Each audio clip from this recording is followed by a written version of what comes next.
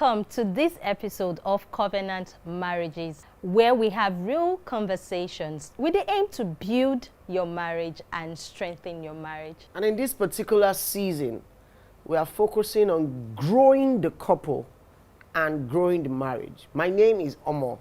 And I am Eunice. And on today's episode, we will be talking about building intimacy and love.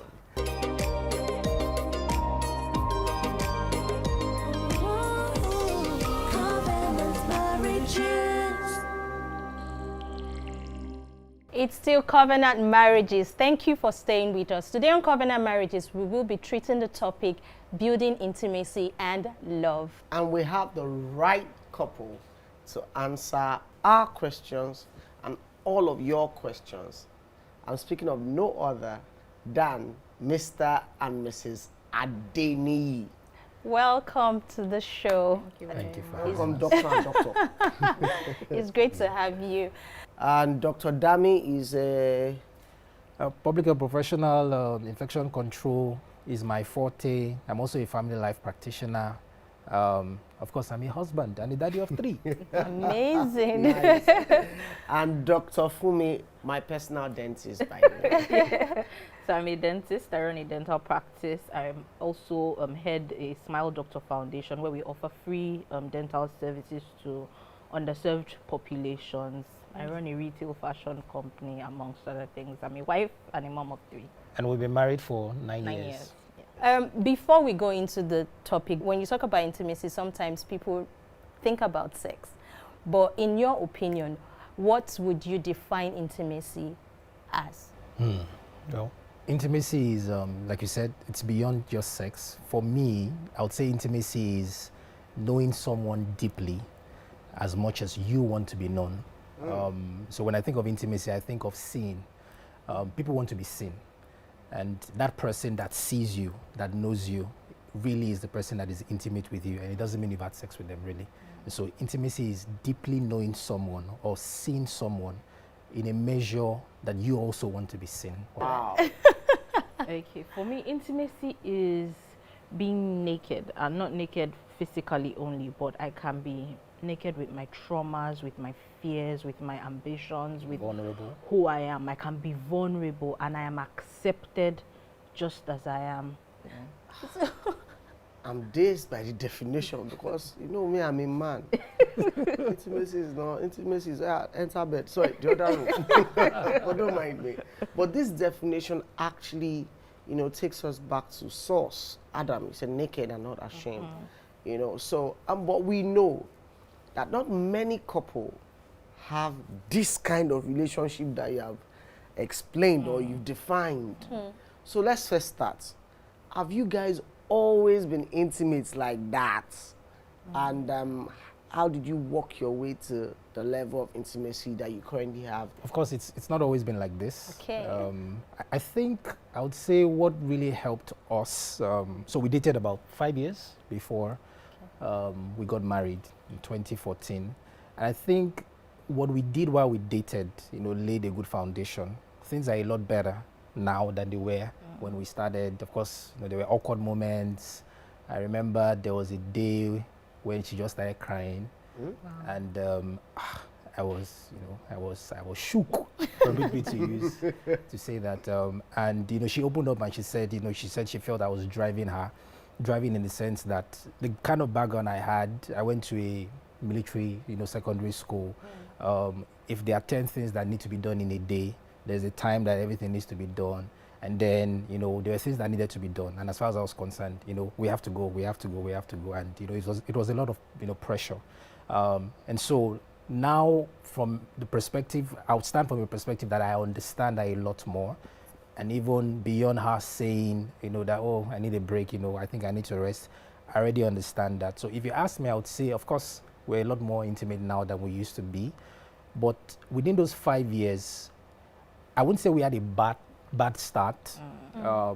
Things are better. As friends. Exactly so. So yeah, we started as friends, talking about everything and anything, and so it was easy to build up from friendship. And I remember would have we had a lot of long conversations. So for example, we'd have conversations, funny ones like, okay, so tell me, who are all the people that you have liked? Who are all the people that you have dated? We talked about things like that. We talked about everything. And then I remember I went back to my secondary school. I remember one girl I liked. I remember, and I talked about it. I just tried to remember through because you like people, they like you, you have crushes, even though I probably had just one relationship before I met her. But talking about those things and being open about those things, I think really helped us, to be friends. So a lot about intimacy, has to do with your willingness to be vulnerable, to, share information, to, like you said, be, naked. I know for men, it can be a challenge, to express how you feel. Women tend to be more in tune with their emotions, and probably are more inclined to talk about, their goals. So, for example, she's more, I would say she's probably more reflective than I am. So she'll ask me a question like, sometimes those questions can be annoying. Sometimes you have to come and answer maybe a day after and say, or maybe hours after, or just give a safe response and say, okay, I'll get back to you. So a question like, okay, so what do you see yourself doing in 5 years? And those questions, they're like jam questions. Is this an interview for crying out loud? Are you applying to get a job? What are you aspiring for and all of that. Now, it's not because, I don't think it's because men don't think about those things. I think it's more of the fact that I think women tend to be more in tune with their emotions, and they tend to be better at expressing, the way they feel. And I think women are a bit better, with being vulnerable. Yeah.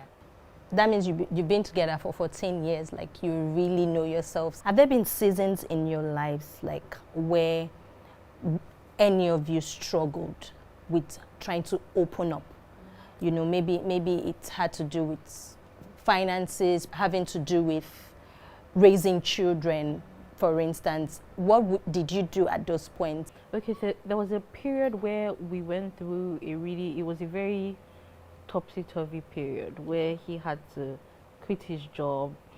I had just lost a baby. I had to be decided that I should quit a partnership I was in because it wasn't working. So at that point, there was just a lot going on. And I know that there was a temptation to recline in there. But then I remember that I had taken some courses personally, and then I literally whipped out questionnaires I'd been through, and I began to ask him, what were your childhood goals? Like, we began to dig into each other, and a period that would have been could have been a detrimental, like it could have been negative, turned out to be one of the best periods of our lives. That's when he discovered that, I've always loved doing stuff with family, and then he plugged into it, and then I started my business, and so I think every challenge, every trial gives you two opportunities. You either go into your shell and you're saying, why didn't you know better? Why didn't you see it coming? Why didn't you pray it away? Why didn't you, or we're here now, how do we move forward? How do we take a leap? And I think that was it for me. I think I should add to that, because what you said about, adversity, really. I think adversity sometimes is needed in relationships. Yeah, it is. Generally in life, because, like Pastor would say, environment sometimes would determine the kind of ideas that come out. Sometimes when the environment is tough, some of the best ideas come out. I think it's the same really when it comes to marriage. I believe every couple goes through cycles. Sometimes things may not go exactly the way you planned. And so in those moments, like, she shared, and that was quite an interesting moment in our lives. When you go through those moments, how you respond will determine whether you begin to drift apart or you come closer. And the way you would respond many times is also dependent on how equipped you are. So for example, she talked about, she had done a course and then she was able to bring out those things. And then I also realized that simple things like having a conversation. I have a privilege of working with couples as a family life practitioner as well. And so in my training, I begin to see, how husbands tend to see life, and then how wives, tend to see it. And then it gives you the background to develop empathy, to be able to see things from people's perspective. Because as humans, we tend to just see from our own perspective. And you feel like, and human nature is just defensive. You just feel like, no, why is this person, why is she behaving like this? Or why doesn't she understand that I'm going through this? But most times we do not think about the perspective from which she is coming. And so being equipped with, that kind of information and the skill will determine how you respond in adversity. Wow. Adversity doesn't leave any couple the same. It always results in either they begin to, they drift apart or they come, closer. And I think we've had our fair share of that. Yeah. There are people there now that are currently going through adversities that is almost going to tear them up and, even break the marriage. Please, when we come back, we would like you to share the details of the questionnaire, the equipment that you used, because you can say you will share with us and with our amazing guests, so that there will be more couples like the Adeniyis. Yes. All right, please don't go anywhere. We'll be right back.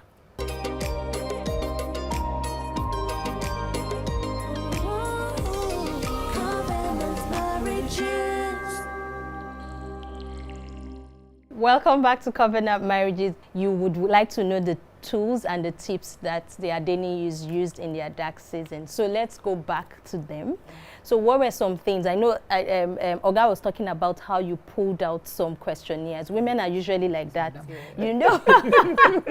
trying to get. So what are some tips, some tools that you use that we might learn? Because Omo and I, we're learning. Abi, Omo. I'm learning. Yeah.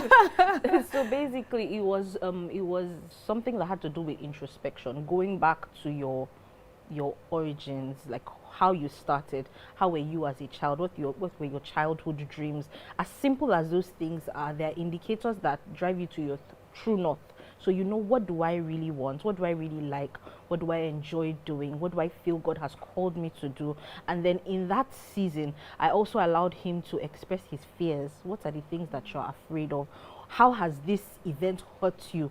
What does it make you feel about life, about people? How do we get back? How do we build back up? And in those conversations, in those things, because men can hide in a shell when they're in a dark season because they want to be Superman, they want to be in charge of everything. But in that place, I let him know that you can be who you are, and I'm here with you, and I've got you through this, and we're here. We're on the same team where both of us are up against the adversity, and I think we came out really, really well.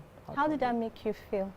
I think how much information you're willing to share, goes a long way. So there's something about the intelligence community. Every nation has an intelligence agency. I think it's the DSS here. In the US, the FBI and all of that. And there's something about your clearance level, how much information you're willing to divulge, or how much information you're allowed to have determines how high you rise in those organizations. And I think it's pretty much the same when it comes to marriage. I honestly believe that honesty, for example, is the foundation for intimacy. They can't, honesty and trust, there can't be true intimacy if you can't be open, about your past, about your thoughts, about your fears, because everyone has fears, really, about the things you are not, you are uncertain about. And so if there's anyone you should be able to open up about those things, it should be your spouse. And doing that gives a sense of connectedness, and it's actually really important, especially for women, because there's something about conversational companionship that helps women to thrive. Men may not necessarily be inclined, to that. Most men, there are exceptions, but most men, would rather just, reflect, think, figure out how to do things. But a woman likes to have conversations. If she has a challenge at work, for example, she would, rather call her best buddy and say, oh, this is what happened and all of that. And in the course of opening up, she comes up with a solution, or she knows, okay, this is what I need to do.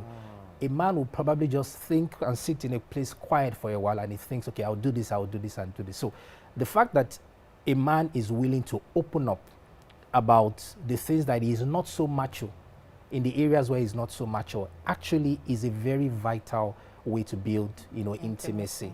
Because no matter how strong we are, we always have weaknesses. We have areas, and it's when you reveal those weaknesses that your partner has a sense of, okay, I can do something about this. I can help in this regard. We can go through this phase together. So information, but it's also a two-way street, really, because your partner also has to be able to create an environment where you feel secure, where you feel what you're about to say will not be used against you.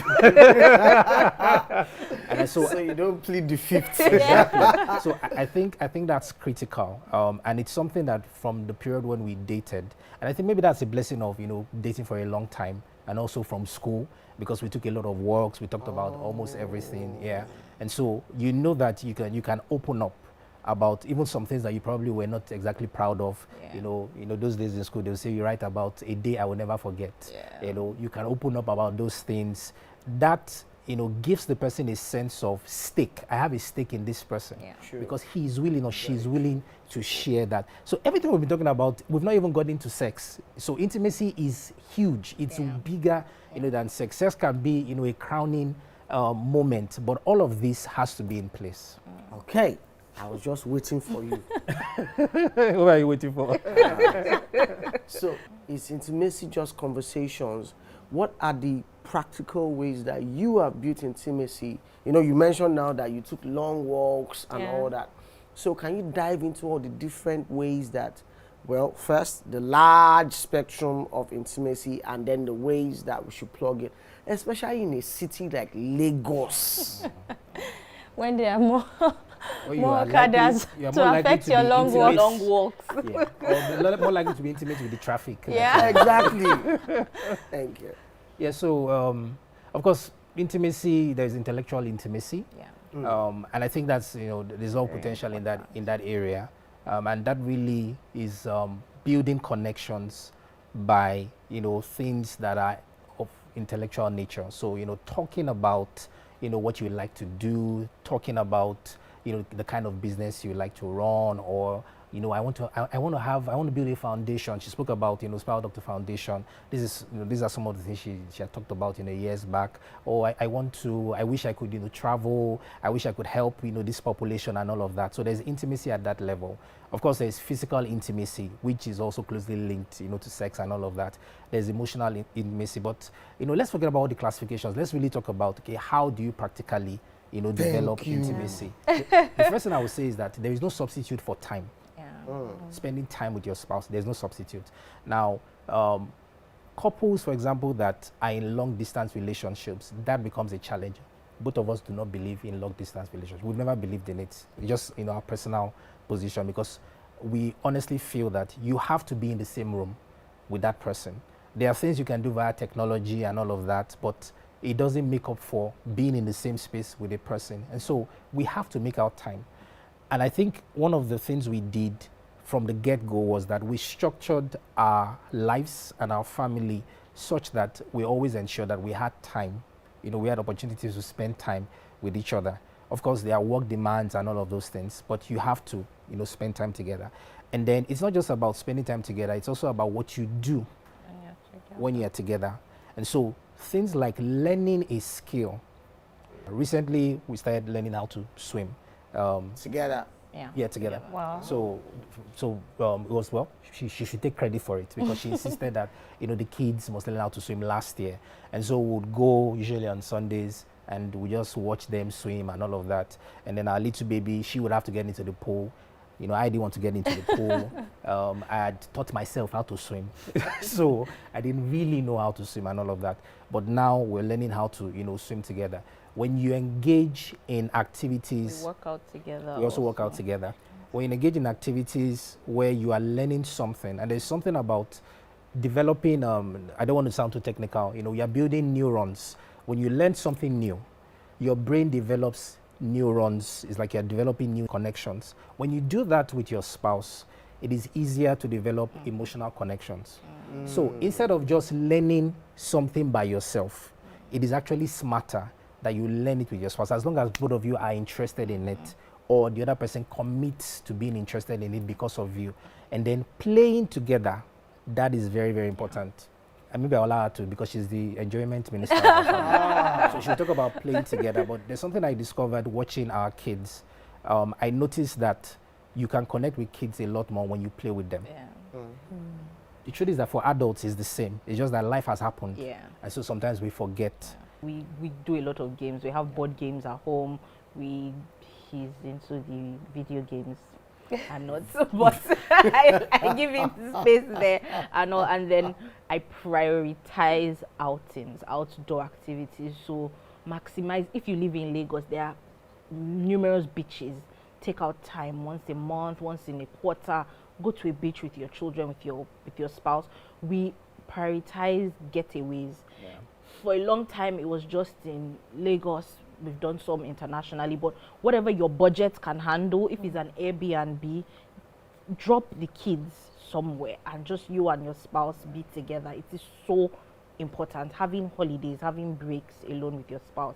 Yeah, so I think that's basically it. Yeah. I work with couples sometimes, and I discover that when people are in their second decade, third decade of marriage, one of the reasons why they drift apart is because sometimes they have regrets. They look back and they look at their career, they look at their business, they look at, their lives, and they feel, one or sometimes both of them feel like, I'm not exactly where I really wanted to be. And sometimes they begin to remember the sacrifices they had to make because they were married, and subliminally they begin to blame their spouse. And so I feel that that's one area that sometimes people miss out when it comes to intimacy. You have to be committed to the progress of your spouse, of one another. And so when I say committed, it's not just the optics, so that we look like a fine couple. You have to really be able to ask, is my wife, what matters to her? Is she better than when we started this journey of marriage? Has she made progress? So a commitment to personal development. I have responsibility for my personal development, but I also have responsibility to be committed to our personal development. Wow. And so the growth of our dental practice, well, it is now our dental practice because we have been, literally, yeah. So, but the growth of, the foundation, the fashion retail business. I remember in 2017, that was when you got the ideas for the fashion retail business, but not until late last year and this year did we really have the means to begin to, put those things in, explore, and, it begins to happen literally. And so when you see that your spouse is committed to your progress, not just, mounting it, committed to your progress, it also helps to build intimacy. And then you can look back after 10 years and say, we may not be where we want to be, but we are certainly not where we used to be. That helps. And so what you see sometimes is that you see sometimes husbands that are doing well, they're high flyers in their career, but the wife feels left out. Yeah. And then sometimes you see a woman that is driven, maybe because of her personality sometimes, and then the husband is laid back. Then after some time, he begins to feel subtle envy, but he may not be able to voice it. He begins to feel insecure. So both of you have to grow. Both of you have to get better. And I'm glad you said this, because the theme for Covenant Marriages this year is growing in your marriage. And this has been quite insightful. And I don't have anything to say. I still want to say something You want to about say, thank God, financial intimacy. I think is really key. Okay, yes. Because your money is like your blood. And so if you can't Sorry, please take that again. your money is like your blood. You literally exchange your time, your life for money. And so if you cannot be vulnerable in your finances, there's a cap to how intimate you'll be as a couple. And so you might not run joint accounts, but let there be full disclosure. You know what I earn, I know what you earn. We're working on goals together. Are we saving together to get a property? Are we saving together to send the children somewhere? Are we saving together for a vacation? When you make money together and you spend money together, it builds a lot of intimacy. When I know that, I'm your next of kin, you are my next of kin, there's nobody else. It really facilitates that process of intimacy. Spiritual intimacy is also important.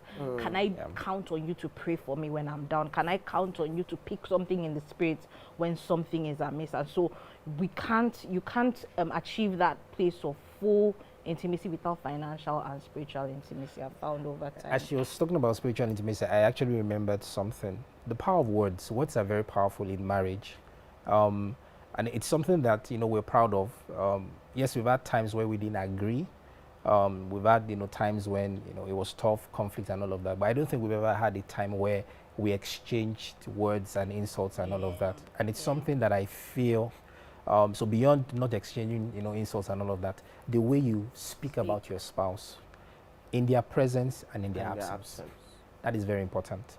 Words are powerful, and words mean a lot to me. I guess maybe words of affirmation is one of my love languages. the way you use your words is extremely important. And so you need to affirm your spouse. You need to let them know that you believe in them. You need to back it up also with actions. And that's something that, we, work towards doing consistently. Speaking, about ourselves. Sometimes we joke, about ourselves. Sometimes we say, sometimes you feel like the most annoying person in the world, but I love you absolutely. We say stuff like that because, of course, it's the person that's closest to you that will see your flaws.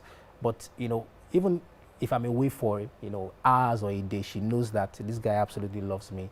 I can absolutely trust. Trust and words are very linked, and also with honesty.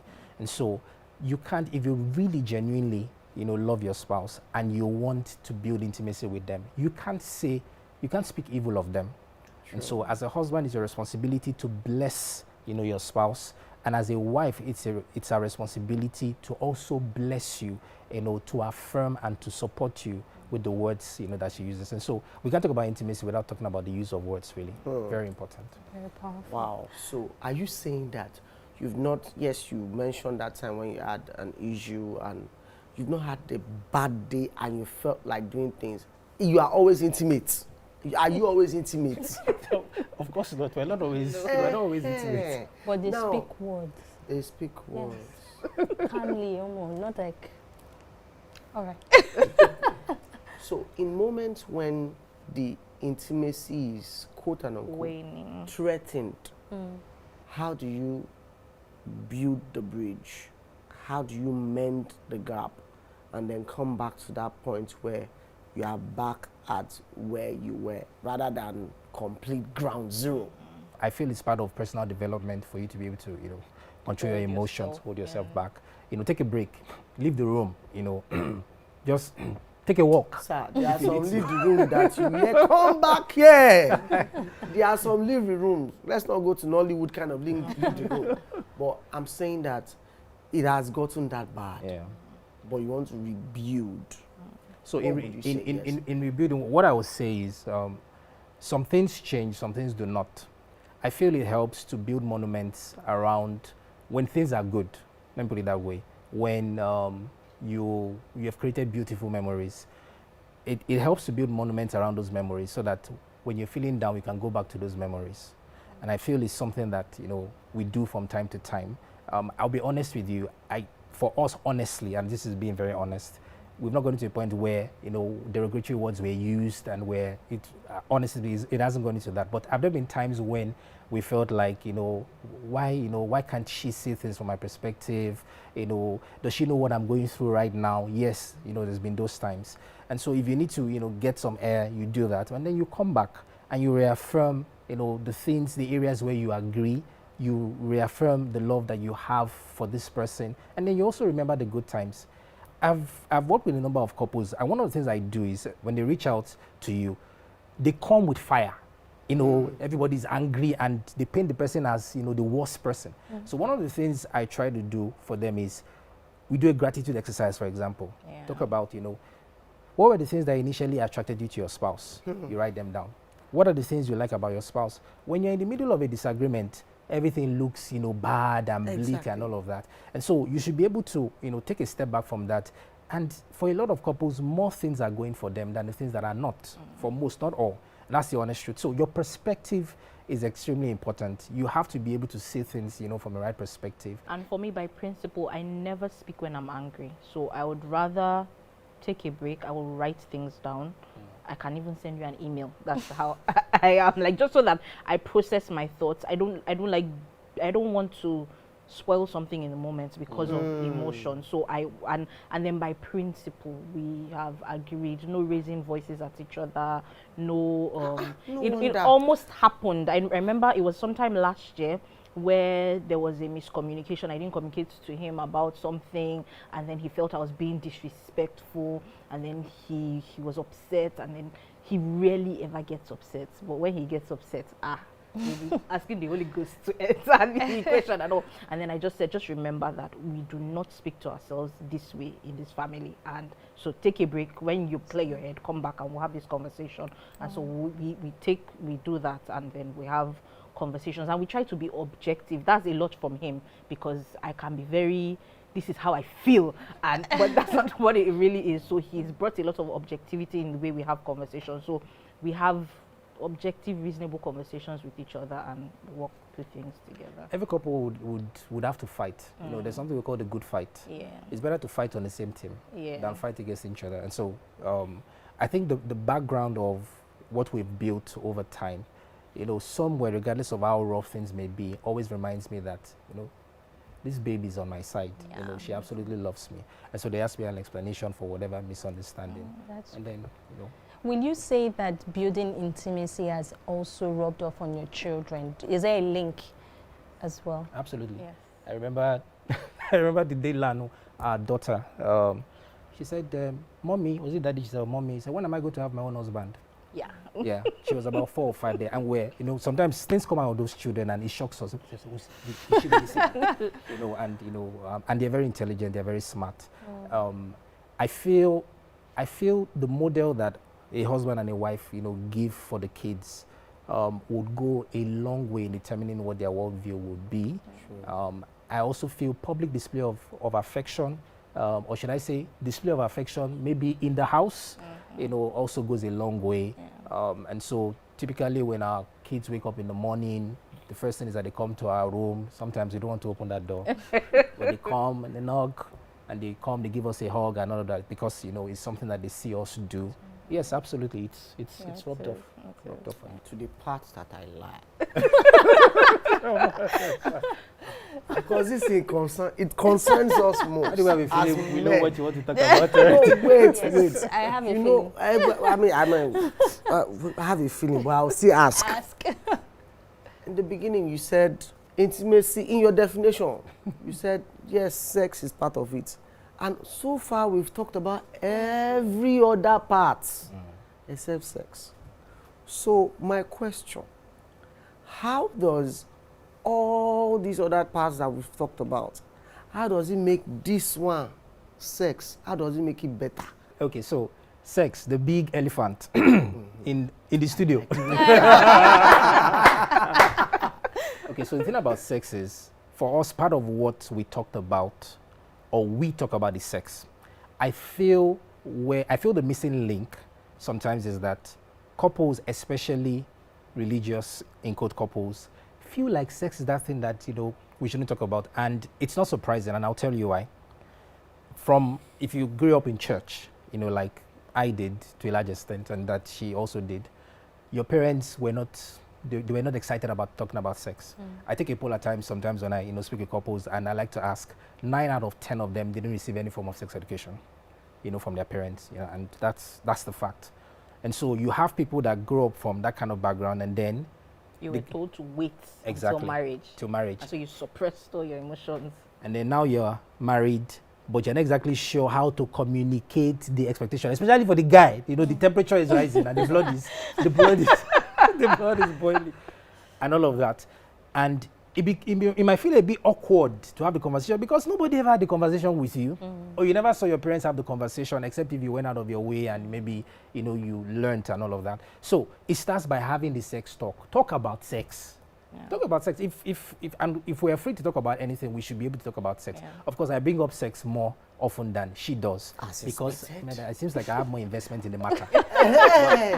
And you know, to be real, for us, you know, what sex means for a guy is a bit different from what it means, you know, for a lady. But I don't shy away from my expectations when it comes to sex. And maybe initially I was probably more comfortable talking about it, but now, you know, we're both, you know, comfortable talking about it. What our, you know, expectations are, what our fantasies are. People have sexual fantasies. If you have sexual fantasies, it's not necessarily a bad thing. And then being open to learning. Take sex courses. And so I know we've taken sex courses before. We've also had the privilege, you know, of helping people when it comes to sex. So before we get into the act, a lot of talk about it. And then beyond talking about it, women are moved, even before we come to during the act, women are moved a lot by what they hear.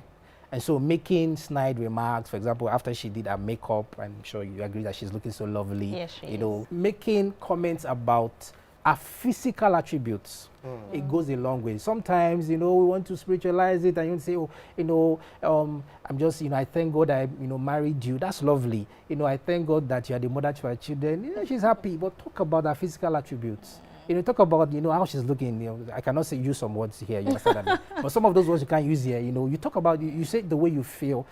It's important, and I believe as much as I can, I try to make her see that I'm attracted to her. Yeah. It's obvious it's easy to be attracted to her, but I, reaffirm that. And then even during sex, and I have to be very sincere with you, during sex, there has to be communication. Yeah. I don't believe that the bedroom should be a quiet place. You talk, you express yourself, be free. And if you feel like, oh, my expectations were high and they were not met, she knows that she can always, communicate that. So I believe it still comes back to communication. Yeah. How vulnerable you're willing to be, about, your expectations for sex, how you want to try different things and all of that, and how you love having sex. I love having sex with my wife. Oh my God. I do, absolutely. All right. It makes me, it makes me alive and well. And I believe, she does as well. And obviously from the way I'm talking, you can see that, I enjoy having sex. So my point is, conversations around it. If you can be vulnerable, begin with the conversations, what do you think about sex? What are the affairs? How have I been doing? And that's another thing that we do. We appraise. Yeah. I think we talk about appraisal. Yes, we do. I think you talk about the appraisal part. Okay, yeah. I remember there was one season after I'd had my third child, and then obviously I wasn't doing as well. I was even interested. And then he got this game online that helps with marital intimacy, and then there was a part about sex, and you would answer your questions on your end, I'll answer my questions on my end, and then we'll both see the results. And then when I saw my results, my sexual results, I was like, yeah, this is really bad. And then we dropped the game and we began to have conversations, and I think from then I improved and all. And then also for a woman to be sexually satisfied and happy, many times she has to be at rest at home, and so let the spouse do everything possible to ensure that this woman is not stressed physically and emotionally and in whatever way. So even throughout the period when I'm pregnant and I'm feeling like a big elephant, he will still affirm me and he's still chasing me, and I'm like, guy, can't you see the woman I'm seeing in the mirror and everything? And he helps all the time, because when you're made to feel desirable, you show up as that, really. And then as a woman, I just always tell myself, be ready, plan to be ready. Don't say no all the time. Don't always be giving an excuse and all. And so I try to be invested mentally, because many times it starts from the mind. And then when we got married, we literally read, there were 2 books that helped. We're very big on, maybe because we're doctors or something, we're big on reading and courses and all. We read some books about marriage. There was this book about 65 things God said about sex or something. Lester Summer. Yeah, by Lester Summer. And there was another book. Sorry. Yeah, Lester Summer wrote a book on sex. Yeah. Lester Summer. Yes, Yeah. the same The Lester. apostle of faith. Not about sex. Yes, he did. I'm just starting. And then it really helped us. And then there was another one that Tim and had Beverly LaHaye. Tim and Beverly Act LaHaye. of Marriage. Act of Marriage, the beauty of Fantastic. sexual love.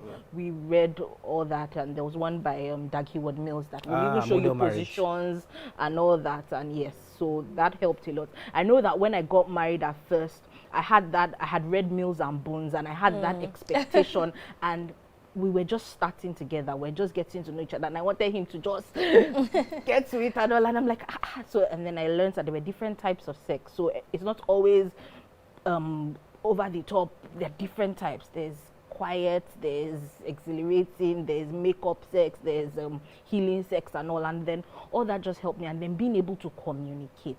This is what I want. This is what I like. When you do this, that's how I enjoy it and all. It really helps. It's not a show.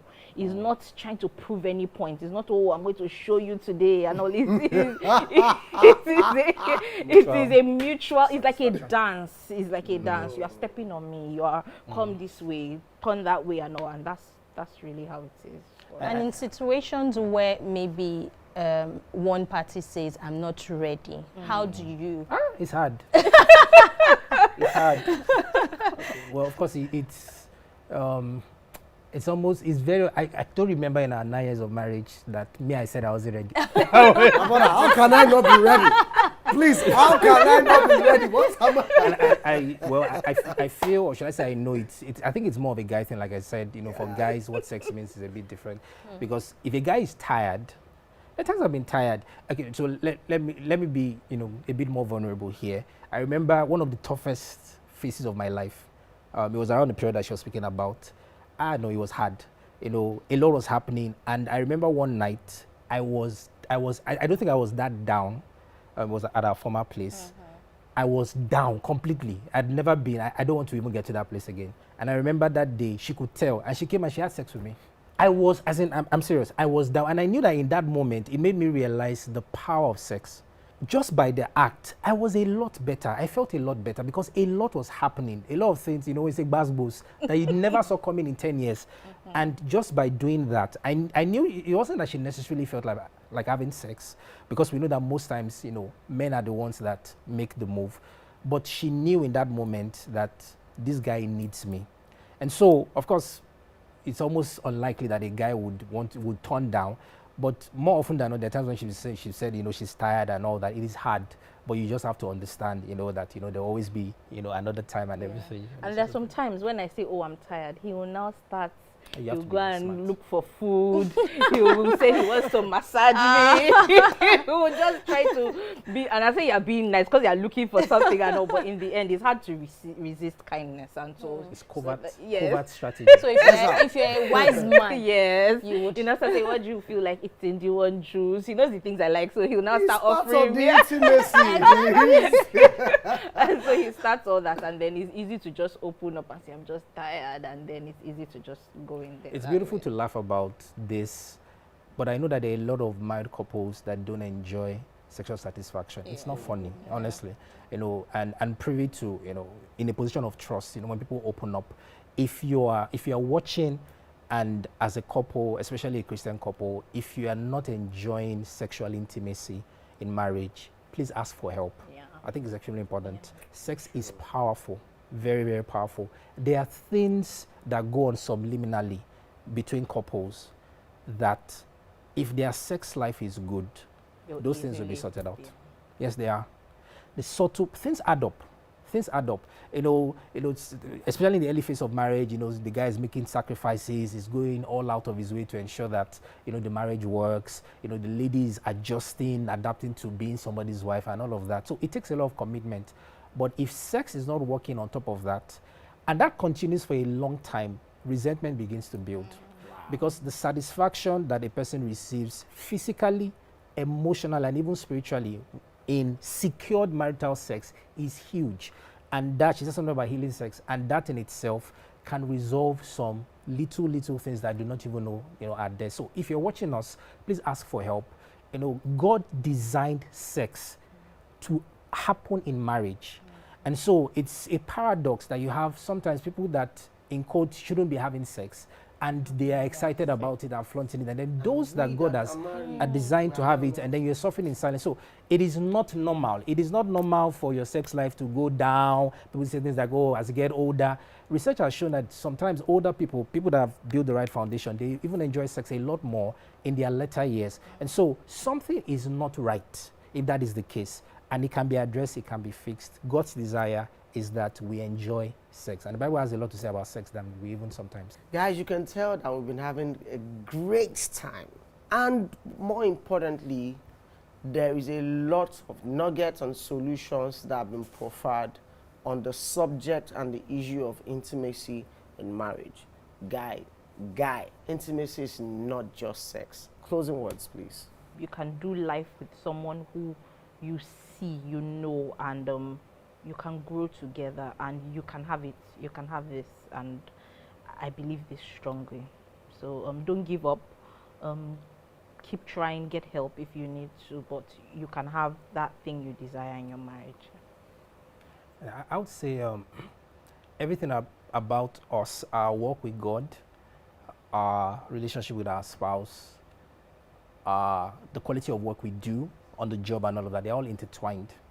And sometimes as believers, we have a tendency to try to emphasize one, at the detriment of the other. There has to be a balance. If you walk with God, you have a relationship with Him, it should reflect in your marriage.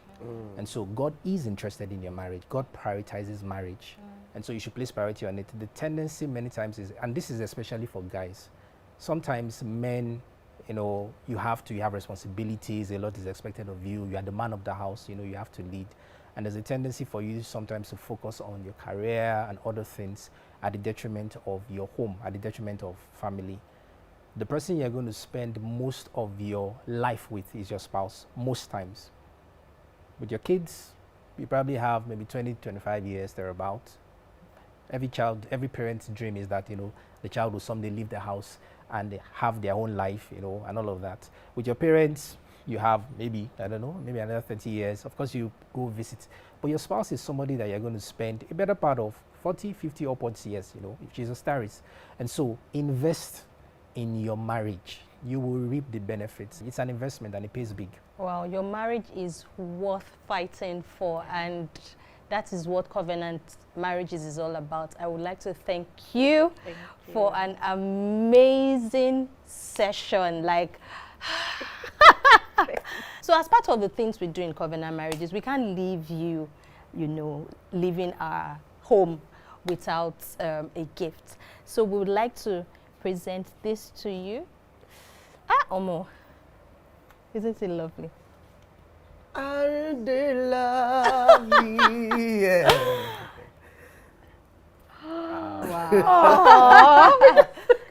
Wow. Yes, that's what we do in covenant marriages. So Thank you very much. Thank Nice. you. Oh. Thank you. Thank you. Thank very you. much. We are the Beautiful. ones that are indebted to you Thank you. because you literally were intimate with us in being vulnerable and sharing things that you would not put in the public domain.